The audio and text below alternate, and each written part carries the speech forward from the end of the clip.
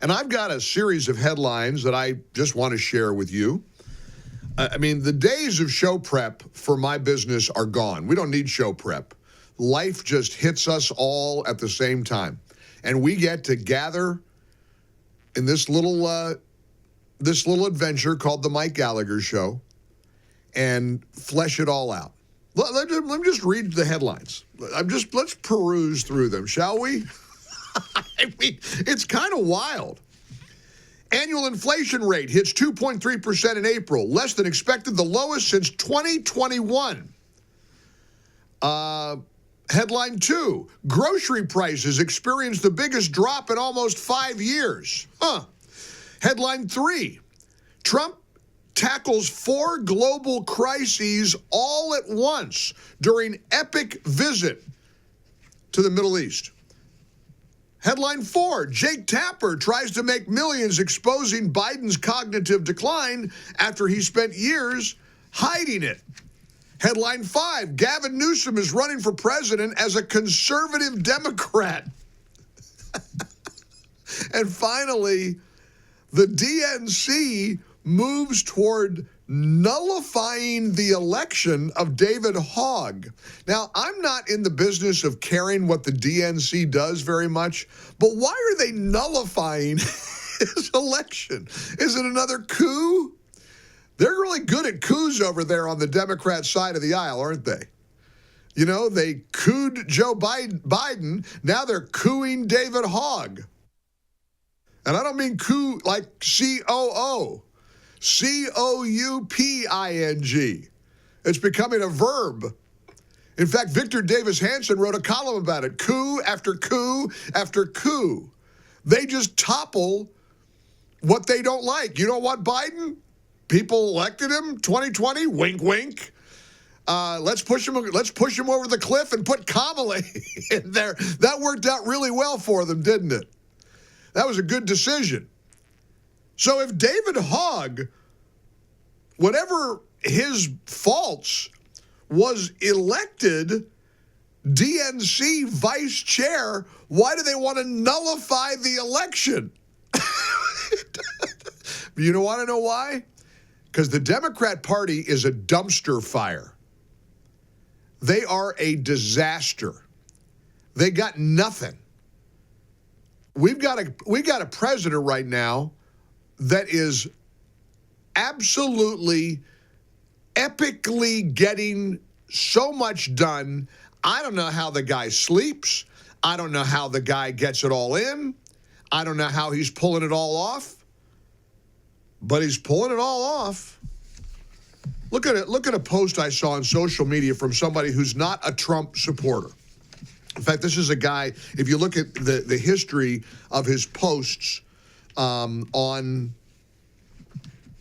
X, where I really like the whole X process, and we stream every day on X, the show, the Salem News Channel, and we hope you're following wherever you can catch the show, our podcasts, our all of our social media accounts, X and Instagram, and subscribe to YouTube, and turn us up loud and clear on your favorite radio station.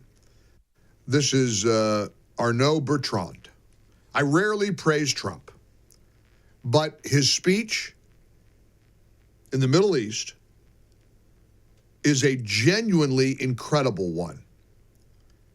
I've been arguing for close to a decade that the single biggest reason for the growing divide between the West and the rest was the West's inability to accept diversity, the genuine kind, not the fake, the kind sold to you by liberalism. Diversity of cultures, traditions, civilizations, governance systems, etc. Incredible and kind of disturbing, he says, that Trump is the first Western leader who seems to understand this and to criticize the West's missionary zeal to remake others in its image. Do you have that accompanying clip, Christian? Because I don't have the number with it. Okay, good. Let me play this for you. Thanks, Christian. Let me play this clip that Arnaud Bertrand is referring to. Because, again, he's not a Trump fanboy. He rarely praises Trump. But Trump is the first Western leader who seems to understand genuine diversity of cultures, traditions, civilizations, governance systems. Look, let me just put this out there before I play this clip from Trump's speech yesterday. You know what's difficult about Gaza? We all can appreciate and grieve the suffering of all the men, women, and children in Gaza. Well, you know what makes it problematic? And I'm going to say something that is a very difficult thing to hear. Well, of course, you hate to see many, many, many thousands of people killed in Gaza. But those people all want us dead. Do you understand that?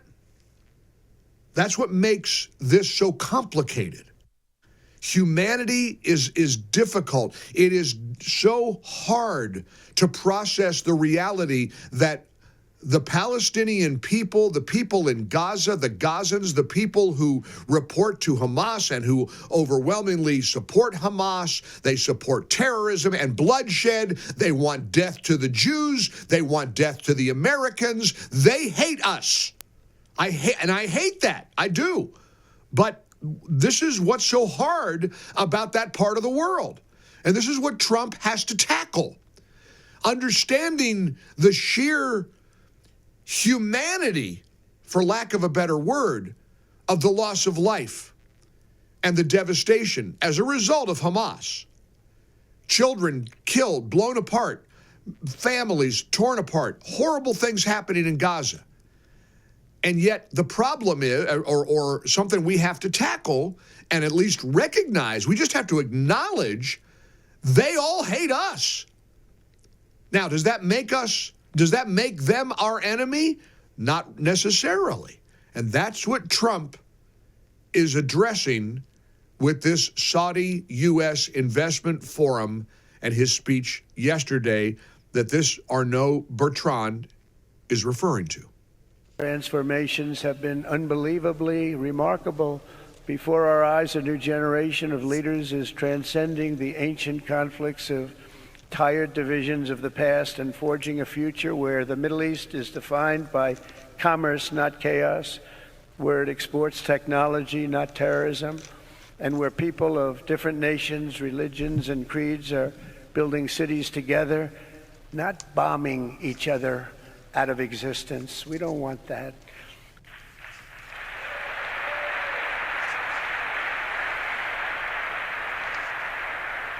And it's crucial for the wider world to note this great transformation has not come from Western interventionists or flying people in beautiful planes giving you lectures on how to live and how to govern your own affairs. No. The gleaming marvels of Riyadh and Abu Dhabi were not created by the so-called nation builders, neocons, or liberal nonprofits like those who spent trillions and trillions of dollars failing to develop Kabul, Baghdad, so many other cities. Instead, the birth of a modern Middle East has been brought by the people of the region themselves, the people that are right here, the people that have lived here all their lives, developing your own sovereign countries, pursuing your own unique visions and charting your own destinies in your own way. It's really incredible what you've done. In the end, the so-called nation builders wrecked far more nations than they built, and the interventionists were intervening in complex societies that they did not even understand themselves. They told you how to do it, but they had no idea how to do it themselves. Peace, prosperity, and progress ultimately came not from a radical rejection of your heritage, but rather from embracing your national traditions and embracing that same heritage that you love so dearly. Now, again, let me go back to this guy's post. The biggest reason for the growing divide between the West and the rest was the West's inability to accept the genuine kind of diversity that Trump is talking about. Diversity of cultures, traditions, civilizations, governance systems. This guy writes, incredible and kind of disturbing that Donald Trump is the first Western leader who seems to understand this and is willing to criticize the West's missionary zeal to remake others in its image. Now, a serious legacy media, a serious American media would give Trump tons of credit for that speech. A serious, responsible American media would be portraying this for what it was. Instead, we've got belly aching about the plane from Qatar. We've got them squawking about him selling crypto. They're upset about the way he's decorating the Oval Office. We've got Jake Tapper, who spent years denying Joe Biden's cognitive decline, mocking and attacking anybody who dared to suggest that cognitive decline was real. And now Jake Tapper is going to profit on a book that he wrote about Joe Biden's cognitive decline. That's the state of today's American media. And so we have to understand it, we got to recognize it, and we've got to be grateful that we've got Donald J. Trump in the Oval Office. And that's not being a sycophant. That's not being part of a cult. That's being a straight shooter who understands how good we've got it right now and how good things are going to keep getting. Stock market's going to keep improving. Real estate market's going to get better. The economy is going to keep roaring. Grocery prices are going to keep going down. Things are going to keep getting better. Because we've got a government, we got a guy in Washington who knows what he's doing. 800-655-MIKE. Welcome in. 19 past the hour. We're in the Relief Factor studios. Give me your reaction to all of it. Again, we got to remember with the things that matter. To quote, I often think about the late Charles Krauthammer, things that matter. He wrote a book, and it's an expression that I use a lot. Things that matter. You know who doesn't matter? The legacy media. They're dead. They're gone.